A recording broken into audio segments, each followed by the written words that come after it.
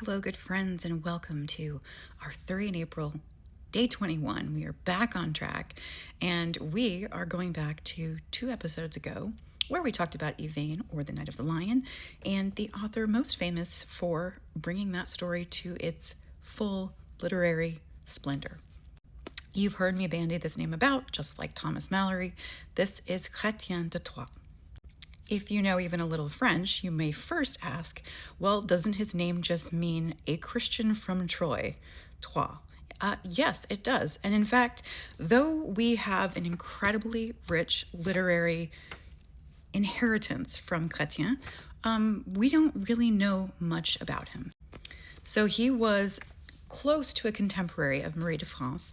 Just like her and her tradition, he was actually writing in the troubadour tradition in addition to writing courtly romances.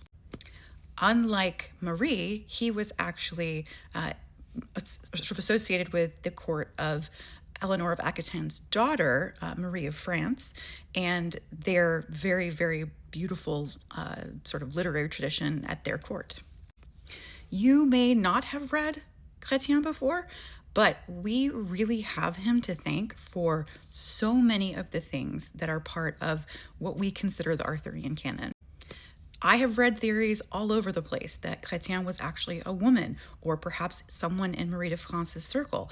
I've also read that potentially he was a Jewish man writing on a very amusing pen name of a Christian from Troyes.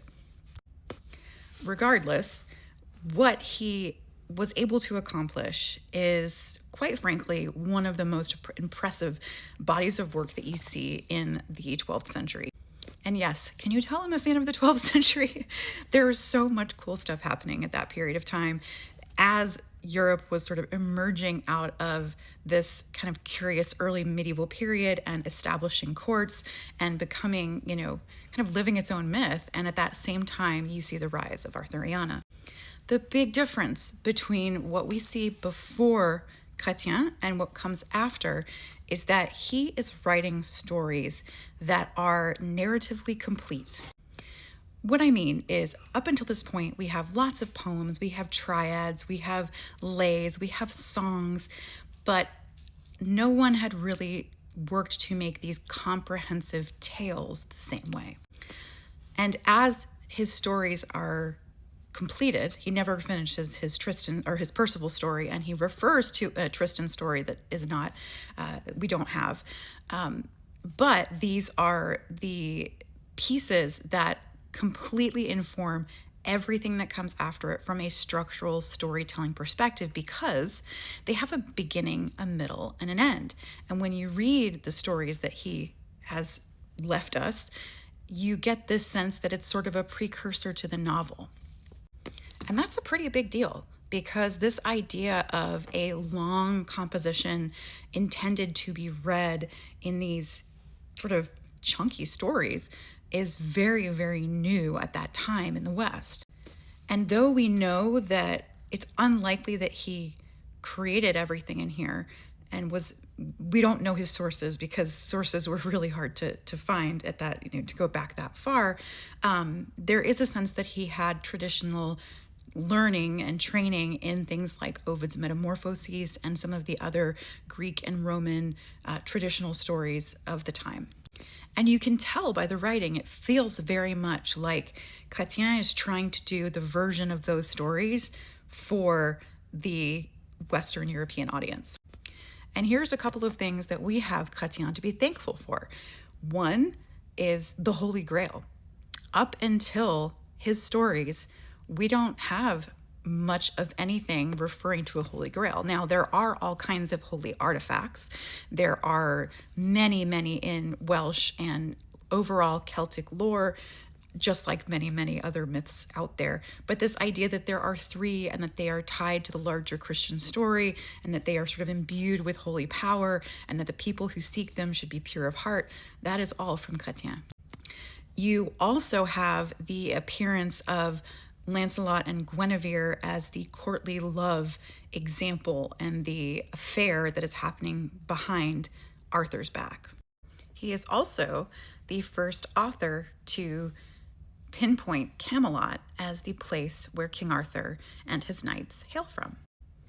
In addition, there's just this sense that everything is so much grander. We get so much description, as I talked about in Yvain, about clothing, about decadence, about the feeling of being at court. There is such an atmosphere that is kind of presumed up to this point, but is actually written down in Chretien. And even though it's a little bit dense, it's definitely not super easy to read or get through. It really evokes what I think everyone coming after has really tried to build into the golden realm of Arthur. Critics agree that although a lot of the stories are great, including Lancelot, the Knight of the Cart, which I have to make jokes about every now and again in my own books, that Yvain, the Knight with the Lion, is the most skillfully presented of all of the stories in his collection. And if you are feeling like you want to read anything this old, there are some wonderful translations around, and it really does get you a really good feeling for what the world is like. And I'm going to read you a little bit about it. This is from the Richard Barber Arthurian Legends translation, because the original was in rhyming couplets and things in the original Old French. But just to give you a taste. Arthur, the good king of Britain, whose prowess is a lesson in courtesy and bravery to us all, held a rich and royal court at the feast of Whitsuntide. The king was at Carduel in Wales, and after dinner the knights flocked to where the ladies and damsels and young girls summoned them. Some told stories, others talked about love, its pains and sorrows, and the great benefits that the disciples of its teaching often gained. In those days they were plentiful and flourishing, but nowadays there are only a few left. Almost everyone has given up love, which has come down in the world. In those days, anyone who was a lover earned a name for courtesy, bravery, generosity, and honor.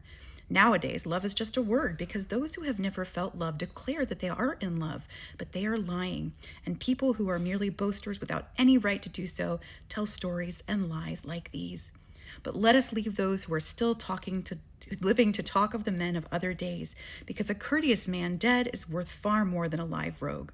So I would prefer to tell a story about that king who was so famous that men far and near still talk about him today. As to that, I agree with the Bretons who say that his name will live forever. His name reminds us also of the good knights he chose, who always strove to win honor. The idea of French courtly love is absolutely woven into everything here. You notice that in this introduction to Yvain, he's not talking even about God. He's talking very much more about love and courtesy and chivalry and courtly love. And that really defines so much of these stories. And yeah, now you know a little bit more about the 12th century, a little bit more about Chretien de Troyes, and really what I consider the father of the modern Arthurian tale.